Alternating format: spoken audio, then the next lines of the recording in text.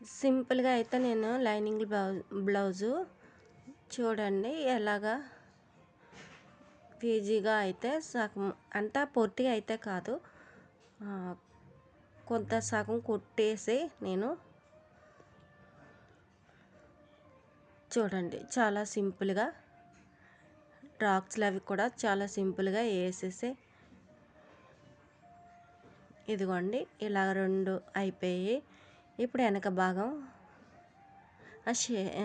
భాగానికి నేను ఇలాగా బెల్ట్ ఉంటది కదా! వెనక భాగం బెల్ట్, ఆ బెల్ట్ అయితే ఇలా కుట్టేసుకుంటున్నాను.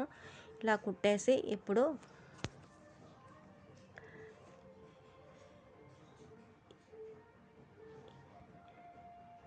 ఇలాగేసి కుట్టేస్తున్నాను. మిషను ఏదో చిన్న ప్రాబ్లమ్ వచ్చింది.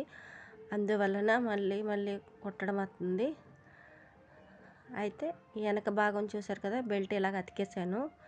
అతికాను కానీ ఇప్పుడు ఇది ఇలాగ అతికేసిన తర్వాత డ్రాప్స్‌లు వేయాలి. ముందే వేయలేదు నేను. అంటే వేయకూడదని కొందరికి వేస్తాను, కొందరికి వేయను.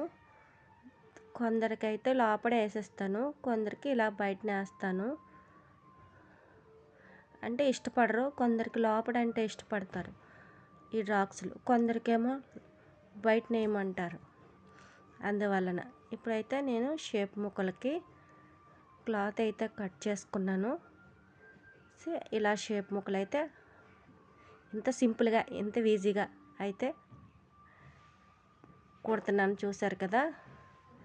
చాలా సింపుల్గా అయితే కుట్టేస్తున్నాను. అందరూ చూడండర్రా, అందరూ లైక్ కొట్టండి. చూస్తే కదా నాకు అర్థమవుతుంది. చూడకపోతే అలా ఉండిపోతుందని ఏంటి అని చెప్పేసి అందుకే నేను ఎక్కువ చేయట్లేదు. ఎవరు చూడట్లేదు అనేసి ఎక్కువ నేను ఇంట్రెస్ట్గా పెట్టలేకపోతున్నాను.